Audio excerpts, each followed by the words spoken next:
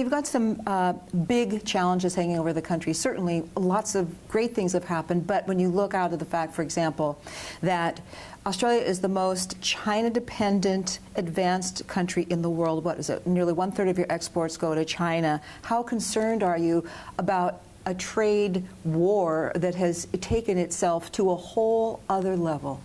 Well, China is a critical trading partner of Australia, and indeed our two-way trade is over $150 billion, and we signed a free trade agreement with China a number of years ago, which has seen our exports absolutely increase quite substantially. So for us, the relationship with China as a trading partner is absolutely critically important. And we want those differences between the United States and China to be resolved amicably, because we believe that free trade leads to more jobs being created and higher living standards. Well, but on the other, but a trade war hurts your economy, right? I mean, it's not just the direct damages; it's the indirect damage. I'm not going to invest. I'm not going to hire workers because I don't know what's going to happen next. How concerned are you about the damage it may do, especially if it continues and isn't resolved soon? Well, there's no doubt that the escalating trade tensions have weighed on the global economic outlook, and you've seen both the IMF and the OECD downgrade their global economic outlook. What we are confident of is that both China and the US will continue to be strong economic partners for Australia. The United States is our #1 investor, and China is our #1 trading partner. RBA cut its key rate. And it's opened the door to more. I'm not going to ask you about that because that's their job.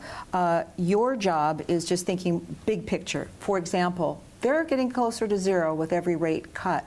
A lot of central banks have run out of gas, not so much ammo. Are you concerned that RBA rate cuts just aren't going to be enough in this world of low interest rates? Well, certainly monetary policy is important, but what we've seen from the Reserve Bank in Australia is not too dissimilar to what we've seen globally from central banks, and that is that they can actually provide a rate cut as a means to lowering unemployment without creating concerns around inflation.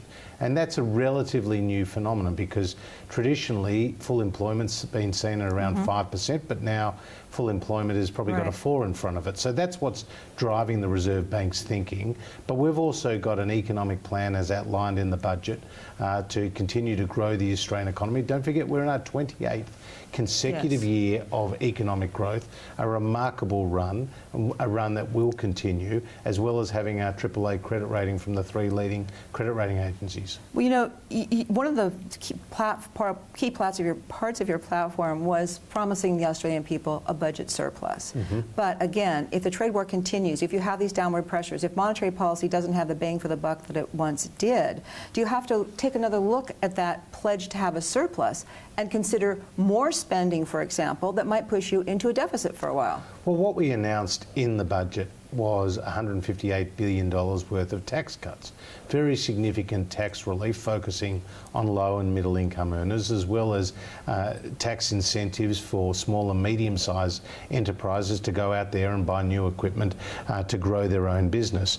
We're also spending $100 billion on infrastructure, record productivity-linked infrastructure projects, whether it's roads, whether it's rail, whether it's other forms of infrastructure. We're investing in it. And we're also creating new apprentices. So we have a plan to grow the economy without increasing taxes, and we're doing that while also delivering a surplus.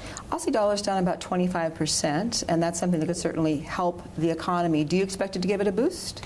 Well, let's just wait, and I don't really comment on the day-to-day movements of the Australian dollar, but obviously the lower the dollar, the better it is for our exporters. All right. One more thing I want to ask you about is the fact that Australia followed the U.S. in banning Huawei from 5G development. Given the importance of your trade relationship with China, is there a point where the cost of that kind of move outweighs the benefits, particularly if the Chinese decide that they want to signal to tourists, not they won't come to, shouldn't go to Australia so much for their vacation. Are you concerned about that at all, sir? Well, we've seen over 1 million tourists from China come in record numbers indeed to Australia. We've got record numbers of Chinese students in Australia, and we welcome that.